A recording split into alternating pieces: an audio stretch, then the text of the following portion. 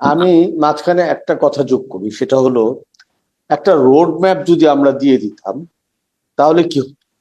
Road map দিলে সব দলগুলো তখন তার দল গোছানো, মানুষের সাথে মানে তার জায়গাটাকে বলার জন্য, তার অবস্থানটাকে বোঝার জন্য সবাই ব্যস্ত হয়ে যেত। এই যে আমরা মব ভায়োলেন্সের কথা বলছি, এই যে বিভিন্ন জিনিসের কথা বলছি, তখন কিন্তু তাদের ভিতরে এই জিনিসগুলো কাজ করতো। তো আমার একটা রোড ম্যাপ দিতে এত সমস্যা কি? রোড ম্যাপ দিলে মনে হয় যে এই জায়গাটায় আমরা শুরু থেকে বলেছিলাম রোড ম্যাপ থাকুক। রোড ম্যাপ থাকা মানে নিজেও কিন্তু একটা সেলফ বাইন্ডিংস এর মধ্যে পড়ে যাওয়া। আমি যখন আপনার কাছে কমিটমেন্ট করব যে আমি কিন্তু আপনাকে 1 সপ্তাহের মধ্যেই কাজটা করে দেব, তখন আমার মাথার মধ্যে কিন্তু চাপ থাকবে 1 সপ্তাহের মধ্যে কাজগুলো আমার শেষ করতে হবে। আর যদি বলে ঠিক আছে দেখি কবে শেষ করা যায়, তাহলে কিন্তু এটা আনলিমিটেড টাইম হয়ে যায়। রোড ম্যাপটা দিলে কিন্তু একটা সেলফ বাইন্ডিং হতো। এই সেলফ বাইন্ডিং এর মধ্যে বোধহয় তারা পড়তে চান নাই, এবং তারা এটাকে কি আনলিমিটেড টাইম পাওয়ার ক্যাপচার করা বা পাওয়ার এনজয় করার কথা ভেবেছিলেন? এই প্রশ্নটা কিন্তু তৈরি হতে পারে। কারণ 9 মাস 10 মাস কিন্তু কম সময় না। অন্তত একটা গুড স্টার্টের জন্য তো 9 মাস এনাফ টাইম। ইংল্যান্ডের মতন দেশে 3 বছরের মধ্যে 3বার সরকার পরিবর্তন হয়েছে না? নেপালে 5 বছরের মধ্যে 3বার সরকার পরিবর্তন হয়েছে। ফলে এইগুলোর মধ্য দিয়েও তারা ক্রমাগত একটা অগ্রসরতার দিকে আছে না? আমাদেরও খেয়াল রাখতে হবে যে সময় নিয়ে আমাদের অনেকে বলেন যে এত তাড়াহুড়া করার কি আছে, কিন্তু এই দেশ তো 18 কোটি মানুষের দেশ। অন্য দেশের মতো আমাদের কিন্তু এত ঢিলেমি করলে চলবে না। এই দেশে যদি কোনো একটা আমদানি এবং রপ্তানিতে 3 দিন দেরি হয়, বাজারে তার একটা বিরাট নেগেটিভ প্রভাব পড়ে। কোনো একটা পলিসিতে যদি 7 দিন দেরি হয়, খেয়াল করুন তো, এখন ঢাকা শহরে প্রতিদিন আমাদের 10,000 টন চাল লাগে। 10,000 টন চাল হলে পৃথিবীর অনেক দেশ আছে তাদের 1 মাসের খাবার হয়ে যায়। কোনো কারণে যদি চালের সরবরাহ একটু মানে সমস্যার মধ্যে পড়ে, তাহলে ঢাকা শহরে কি অবস্থাটা হয়ে যাবে? ফলে আমাদের এখানে তো জনসংখ্যা বেশি, জায়গা কম, মানুষের চাহিদা, ন্যূনতম চাহিদা পূরণ করার সামর্থ্য অনেকের কম। ফলে এখানে তো ঢিলামি করার মতন সময় নাই ভাই। এইটা আমাদের অনেকে বুঝতে চান না। অনেকে মনে করেন যে আমরা তো পাওয়ার আছে, যেহেতু আমাদের ক্ষমতায় থাকলে সবকিছু করার ক্ষমতা আছে, ক্ষমতা থাকলে কিছু না করারও ক্ষমতা আছে। কিন্তু না, ক্ষমতা মানে যে না, একটা জিনিস দেখেন যে এই যে মানে আমি যে প্রথমেই বললাম যে এত পাওয়ারফুল একটা গভর্নমেন্ট, সে চাইলে একদিনের ভিতরে অনেক কিছু করা সম্ভব। এই যে একটা শুরু করলো, যে এটাকে কি বলে তারা, যে সংস্কার। আচ্ছা, সংস্কার তো একটা চলমান প্রক্রিয়া, এটা তো যুগ যুগ ধরে চলবে। যদি ব্যাপারটা এরকম হতো যে আজকে সংস্কার করে দিচ্ছি, 50 বছরের মধ্যে এটা আর সংস্কার করতে হবে না, তাহলে ঠিক ছিল। সংস্কার কি করতে হবে? আমাদের প্রতিষ্ঠানগুলো তো সবই ভাঙাচোর। আপনি সবগুলো প্রতিষ্ঠান তো গড়তে পারবেন না। অন্ততপক্ষে যে কটা প্রতিষ্ঠান আমাদের একটা ইনক্লুসিভ নির্বাচনের জন্য প্রয়োজন, সে কটা সংস্কার করেন আপনি। এর বাইরে তো আপনাকে যাওয়ার দরকার নেই। আপনি তো এখনই আমাদের বর্ডার বা এই জাতীয় ইস্যুগুলো নিয়ে নিজেরা নিজেরা এই কাজগুলো করা তো ঠিক না। কারণ আমাদের দেশে তো প্রচুর লোক আছে। আরেকটা জিনিস খেয়াল করবেন নতুন ভাই, এই যে আমরা যেটা সুশীল সোসাইটি বলতাম, ওটা তো একদম আমাদের দেশ থেকে হাওয়া হয়ে গেছে। ফ্যাসিস্ট গভর্নমেন্টের সময় না হয় ছিল না, এখন তো ফ্যাসিস্ট নাই। এই সুশীল সমাজটা কোথায়? আমাদের সুশীল সমাজ এখন সবচেয়ে আতঙ্কের সমাজ। তারা এখন কথা বলতে গিয়ে নিজেরা সেলফ সেন্সরের মধ্যে আছেন। কখন তারা ফ্যাসিস্টের দোসর হয়ে যাবেন, কখন তারা হয়তো সাম্প্রদায়িক শক্তির আক্রমণের মুখে পড়বেন, কখন তারা হয়তো নানাভাবে বিদেশিদের এজেন্ট বলে বিবেচিত হবেন। ভয়ের মধ্যে ভাই আর যাই থাকুক, ভয়ের মধ্যে গণতন্ত্র টেকে না। কিন্তু সুশীল সমাজের কিন্তু আর কিছু নেই। তারা তো ইন্ডিভিজুয়াল ব্যক্তি। একজন কলেজের অধ্যাপক, একজন বিশ্ববিদ্যালয়ের অধ্যাপক, একজন হয়তো নাম করা আইনজীবী, তার পিছনে তো মিছিল করার মতো 20,000 50,000 লোক নাই। তার বাড়ির সামনে 50 জন লোক নিয়ে যদি একটা মব তৈরি করে তার বাড়িটা হামলা করে দেয়, তার চেম্বারটা ভাঙচুর করে দেয়, তাহলে তাকে রক্ষা করার মতো কেউ নাই তো। ফলে সুশীল সমাজ তখনই ক্রিয়াশীল হতে পারে যখন সে একটা সেফ মনে করে নিজেকে। সে তার মত প্রকাশের স্বাধীনতা চায় এই কারণে যে মত প্রকাশের জন্য যেন তার জীবন বিপন্ন না হয়। মত প্রকাশের স্বাধীনতা দেখবেন আমাদের ওই রিক্সা চালকের মধ্যে মত প্রকাশের স্বাধীনতা নিয়ে মিছিল করার প্রবণতা তেমন নাই। শ্রমিকদের মধ্যে, কৃষকদের মধ্যে মত প্রকাশের স্বাধীনতা নিয়ে মিছিল করার প্রবণতা তেমন নাই। কিন্তু শিক্ষিত মানুষদের মধ্যে মত প্রকাশের স্বাধীনতা নিয়ে কিন্তু তাদের একটা উদ্বেগ আছে। কারণ তার তো মত আছে। সে আবার মত প্রকাশের মধ্য দিয়ে আবার একটা আতঙ্কের মধ্যে থাকে। আর যে মবটা আমাদের এখানে তৈরি হয়েছে, আমরা মব ভায়োলেন্সের যে দৃষ্টান্ত এখানে তৈরি হয়েছে, যে কোনো সময়ে যে কোনো মানুষ যে কোনো জায়গায় যে কোনো অভিযোগে আক্রান্ত হয়ে যেতে পারে। এবং একজন মানুষের দেখো 40 বছরের তার অর্জিত সুনাম 40 সেকেন্ডে কেউ ধূলিসাৎ করে দিতে পারে সোশ্যাল মিডিয়ার নামে আনসোশ্যাল অ্যাক্টিভিটিস করে। যে কোনো সময় যে কোনো মানুষের অর্জনকে একদম কালিমালিপ্ত করে দিতে পারে। এগুলো দেখে হয়েছে কি, নিজেই নিজের মুখে তালা মেরে বসে থাকেন। কিন্তু আমাদের তাদের এখন অনেক জায়গায় তো দেখতেছি সেলফ সেন্সরশিপ। আমাদের আমাদের সংবাদ মাধ্যমগুলো কিন্তু ইদানিং সেলফ সেন্সরশিপে চলে গেছে। তো তাহলে আমরা এই যে এত মানে আন্দোলন করে একটা দলকে, একটা গোষ্ঠীকে আমরা বিতাড়িত করলাম, এই আশায় যে আমরা মুখ খুলে কথা বলতে পারবো না। দুটো জিনিস এখানে ফারুক ভাই খেয়াল করবেন। একটা হলো যে আমাদের আশাটা ভুল ছিল না, কিন্তু আমাদের আশা পূরণের দায়িত্ব যাদেরকে হাতে দিয়েছিলাম তারা দায়িত্বটা ঠিকভাবে পালন করেন নাই। এই জন্য আমরা আশার ভুল বলবো না। যেমন আমরা 71 সালে মুক্তিযুদ্ধটা আমাদের ভুল ছিল না, কিন্তু মুক্তিযুদ্ধের পরে দেশটা মুক্তিযুদ্ধের ধারায় চলে নাই, এটা আমাদের বেদনা। ঠিক তেমনি প্রতিদিন প্রতিনিয়ত যে লড়াই করি আমরা, যে আশার বীজ বপন করি, এটার মধ্যে ভুল নাই। কিন্তু যাদের উপর আশা বাস্তবায়নের দায়িত্ব দেই তারা শুধু ভুল করে না, তারা কখনো কখনো অপরাধ করে, যে কারণে এই বিষয়টা হয়। এখন যেটা আপনি বললেন এটা খুবই গুরুত্বপূর্ণ প্রশ্ন। অভ্যুত্থান আমাদের মুখে ভাষা জুগিয়েছিল, বুকে সাহস জুগিয়েছিল, এবং মানুষের মধ্যে এই ধারণাটা নিয়ে এসেছিল যে যত বড় ক্ষমতাসীন দলই হোক না কেন, যত তার জনসমর্থনই থাকুক না কেন, যদি জনগণের বিপক্ষে দাঁড়ায় 10 বছরের বেশি টিকে থাকা তার জন্য কঠিন। আইয়ুব খান উন্নয়নের দশক করে 10 বছরের মধ্যে তাকে বিদায় নিতে হয়েছে। এরশাদ এত কথা বলে পল্লী বন্ধু 9 বছরের মধ্যে তাকে বিদায় নিতে হয়েছে।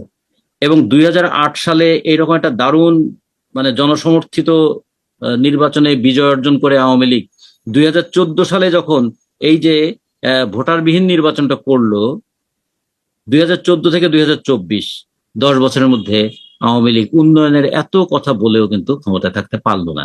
ফলে আমাদের দেশের জনগণের মধ্যে কিন্তু এই ধারণাটা তৈরি হয়েছে, যদি কেউ অগণতান্ত্রিক হয়ে ওঠে, যদি কেউ ফ্যাসিবাদী আচরণ করে, যদি কেউ স্বেচ্ছাচারী হয়ে উঠতে থাকে, মানুষ 1 দিন 2 দিন 3 দিন সহ্য করে, কিন্তু 10 বছরের একটা ফাড়া তাকে কাটাতে হয়। আইয়ুব খান, এরশাদ এবং আওয়ামী লীগ, তিনটাই। ফলে এটা কিন্তু মানুষের মধ্যে একটা সাহস জুগিয়েছে। কিন্তু গত 10 মাসে এই সাহসটাকে আরো বাড়িয়ে তোলার উচিত ছিল, এই সাহসটাকে সমর্থন দেওয়া উচিত ছিল। এমনকি আমাদের অন্তর্বর্তীকালীন সরকারের উপদেষ্টারা যদি 10 মাসে 10টা অন্তত পাবলিক ডিবেটের আয়োজন করতেন, যে আমি জনপ্রশাসনে এই কাজ করছি, আপনারা মাসে 1 দিন করে আপনারা এসে বলুন যে আমার এই ভুলগুলো আছে, এইটুকু ফেস করার মতন সাহস তারা রাখলেন না কেন?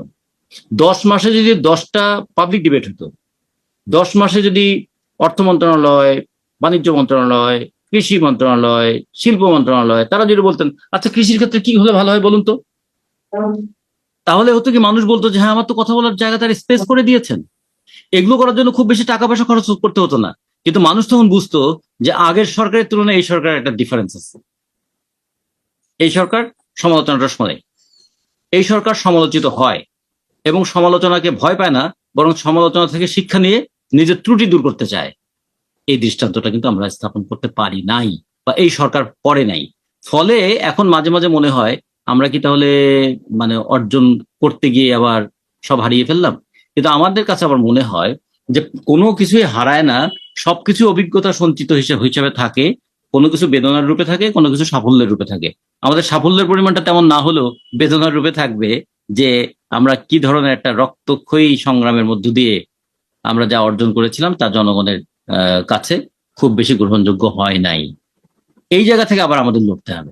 যে কারণে আমি মনে করি পরাজয়টাও একটা শিক্ষা, হেরে যাওয়াটাও একটা শিক্ষা, যা চেয়েছিলাম তা পূরণ করতে না পারাটাও একটা শিক্ষা। গত 10 মাসে এটা শিক্ষাটা হলো যে 5ই আগস্ট যে অভ্যুত্থানটা হলো, সেই অভ্যুত্থান কিভাবে ফ্যাকাশে হয়ে গেল 10 মাসে। এগুলো যদি না হতো তাহলে মানুষ বলতো যে হ্যাঁ এই 10 মাসে আমরা অন্তত এইটুকু বুঝেছি, সরকারের যা সামর্থ্য আছে তার সর্বোচ্চ প্রয়োগ করেছে সে, এবং তার মধ্যে দিয়ে জনজীবনের এই এই ভালো সুফলগুলো এসেছে। এইটা আমরা বারবার বলতে থাকবো। না, যে বারবার বলি আর আমরা যাই করি না কেন, তো প্রশ্ন দিন শেষে এটা, যে সেটা হলো যে আমরা যে আসলে আমরা কি পেলাম। মানে আমরা যদি দেখি যে কাজীর গরু খাতায় আছে কিন্তু গোয়ালে নেই, তাহলে ব্যাপারটা কেমন হলো? তো যে মানে সে একই তো অবস্থা, পরিবর্তন কোথায়, পরিবর্ধন কোথায়? আর এই যে যে ছাত্ররা মানে রক্ত ঝরিয়ে তারা মানে ইয়ে করলো, মানে তাদের নেতৃত্ব হলো, তাদের সেই নেতৃত্ব আজকে কোথায়? তারা আজকে কেন চুপ হয়ে গেল? আহ, সেটাই একটু বলা দরকার যে বারবার নিজেদেরকে প্রশ্নের সামনে দাঁড় করানোই হচ্ছে গণতন্ত্রের একটা অন্যতম শর্ত, যে আমরা যা অর্জন করতে চেয়েছিলাম তা কেন পারলাম না? তা কি পারার কোনো উপায় ছিল না, নাকি তা আমরা চেষ্টা করি নাই? এটা যেমন একটা প্রশ্ন। পাশাপাশি এই প্রশ্নটাও, যে ছেলেরা একদিন বুলেটের সামনে বুক পেতে দিতে দ্বিধা করলো না, সেই ছেলেদের রক্তের উপর দাঁড়িয়ে যারা ক্ষমতায় এলেন, তাদের অনেকের সম্পর্কে শোনা যাচ্ছে তারা টাকার প্যাকেটের সামনে সোজা হয়ে দাঁড়াতে পারলো না। এইটা কেন হলো? তাহলে যে মানসিকতা দিয়ে দুর্বৃত্তরা দেশ শাসন করেছে, আমরাও কি ক্ষমতায় গিয়ে সেই মানসিকতাটি ধারণ করা শুরু করলাম? মানে এই প্রশ্নগুলো, প্রশ্নের শক্তি, আমি বলি অভ্যুত্থানের সবচেয়ে বড় সাফল্য হলো এটাই, আমরা প্রশ্ন করার একটা শক্তি পেলাম। কিন্তু ব্যর্থতা কি? আমরা আমাদের ভয়টাকে দূর করতে পারলাম না। ব্যর্থতা কি? যা অর্জন করার কথা ছিল তা অর্জন করা গেল না। ব্যর্থতা কি? অন্তত যে সংস্কৃতিটা তৈরি হওয়ার কথা ছিল, সে সংস্কৃতিটা আমরা রক্ষা করতে পারলাম না। আপনি হিন্দু হয়ে গেলেন, আপনি মুসলমান হয়ে গেলেন, আপনি নারী হয়ে গেলেন, আপনি বাউল হয়ে গেলেন, আপনি কি বলে আপনার ওই সুফি হয়ে গেলেন, এবং আপনারা সবাই মনে করতে থাকলেন আমাদের একজন সুফি ভাবছে যে আমার বোধহয় এইভাবে টিকে থাকাটা বিপজ্জনক, বাউল ভাবছে আমার এই গান গাওয়াটা বোধহয় একটু ঝুঁকিপূর্ণ। তো এগুলো হচ্ছে আমাদের ব্যর্থতার দিক। ব্যর্থতা আমাদের চোখে আবার আঙুল দিয়ে দেখিয়ে দিয়েছে, এই ব্যর্থতার জায়গাগুলো বারবার অ্যাড্রেস করতে হবে। আমরা আরেক দিক থেকে ভাবি যে মানব জাতি তো শত শত বছর ধরে লড়ছে, প্রত্যেকটা লড়াইয়ের মধ্য দিয়ে অর্জনও থাকে, প্রত্যেকটা লড়াইয়ের মধ্য দিয়ে ব্যর্থতাও থাকে। অর্জনটাকে রক্ষা করো, ব্যর্থতাটাকে দূর করো, এই নীতিতে আমাদের চলতে হবে। তা নাহলে আসলে আমরা কিন্তু হতাশ হয়ে যাব, হতাশ হয়ে গেলে আবার যেটুকু অর্জন আছে সেটাও হারিয়ে ফেলবো। না, যে আমাদের ব্যাপারে তো একটা কথা খুবই প্রযোজ্য, আমরা অতীত থেকে শিক্ষা নিই না। তো মানে আমরা এখনো কি সেই জায়গায় রয়ে গেলাম? হ্যাঁ, আমাদের অতীত থেকে শিক্ষা নেই, নেই না বলবো না, অতীত থেকে ভালো শিক্ষাটা নেই না, অতীত থেকে খারাপ শিক্ষাটা নেই, যে ওরা 15 বছরের দুর্নীতি করতে পারে, আমি কি অন্তত 15 মাস করতে পারবো না? এটা এই ধরনের নেগেটিভ শিক্ষাটা আমাদের এখানে না, আছে। তার একটা উদাহরণ হ্যাঁ। তো আছে। হুম যেমন হুম। শেখ হাসিনা বলেছিল যে তার পিয়নও 400 কোটি টাকার মালিক। তা এখন আমাদের উপদেষ্টাদের যারা সহকারী, তারাও 9 মাসে 300 কোটি টাকার মালিক। তো ডিফারেন্স তো খুব বেশি কিছু না। ডিফারেন্স বেশি নাই, বরঞ্চ মানুষ বলছে যে দ্রুত গতিতে বাড়ছে। অগ্রসর হয়েছে। এগুলো সবই কিন্তু, এই যে হাসি, আমরা হাসির মধ্যে কিন্তু একটা বেদনা কান্না। আছে। হাসির মধ্যে কিন্তু সাফল্যের হাসি না, অনেক সময় হয় না, শুষ্ক হাসি, কাষ্ঠ হাসি, বেদনার হাসি, অপমানের হাসি, লজ্জারও হাসি আছে। তো সব হাসি আনন্দের নয়। তো আপনার সঙ্গে কথা বলে খুব ভালো লাগলো এই অর্থে যে আমরা অন্তত আমাদের একটা মানে ডিসেকশনটা করতে পারলাম, কি চেয়েছি আর কি পেয়েছি। যা চেয়েছিলাম তা পাইনি কেন? যা পাইনি সেটা কি অনিবার্য ছিল, নাকি সেটা আমাদেরকে পেতে দেওয়া হয়নি? যদি বুঝতাম যে এই সময়ের মধ্যে আমাদের এক্সপোর্ট আর্নিং কমে গেছে, আমাদের রেমিটেন্স কমে গেছে, প্রচন্ড ডিজাস্টার হয়ে ফসল মার খেয়েছে, কিংবা একটা মহামারী হয়ে গেছে, আসলে এগুলো আনকন্ট্রোলেবল ছিল, আনঅ্যাভয়েডেবল ছিল, তাহলে আমরা বলতাম যে ভাই এটা পারা গেল না। কিন্তু কোনো কিছু হয়নি, রেমিটেন্স আগের তুলনায় অনেক বেশি এসেছে, এক্সপোর্ট বেড়েছে, তাহলে শ্রমিকের মজুরি নিয়ে তাদেরকে রক্ত দিতে হবে কেন? আমাদের এখানে কৃষি উৎপাদন তো কমে নেই, তাহলে কেন 22% মানুষ এখনো তারা দারিদ্র সীমার নিচে বসবাস করবে? তাহলে এই প্রশ্নগুলো তৈরি করতে হবে বারবার, যে আমরা তো, যদি হতো যে আসলে উপায় ছিল না, উপায়হীনতা থেকে মানুষ কখনো কখনো কষ্ট স্বীকার করে নেয়, কিন্তু আমরা দেখি আমাদের একটা উপায়হীনতা ছিল না। আমাদের এটা ছিল পরিকল্পনাহীনতা, অথবা ইচ্ছাকৃতভাবে এই ধরনের পরিকল্পনার মধ্যে আটকে রাখা। তো সেটাই আপনার সঙ্গে আলোচনা করে আমরা একটু নানা দিক থেকে যাচাই করে দেখার চেষ্টা করলাম। আপনাকে অনেক ধন্যবাদ, আপনি খুঁচিয়ে খুঁচিয়ে অনেকগুলো কথা বের করে ফেলছেন। এখন আমাদের দর্শক শ্রোতা যেন কখনো মনে না করে আমরা কি হতাশ হয়ে গেলাম। না, কখনো কখনো এই হতাশা ভবিষ্যতের আশার ভিত্তি রচনা করে। ফলে আমরা সেই আশার ভিত্তির দিকে এগিয়ে যাব। ধন্যবাদ জানাই আপনাকে।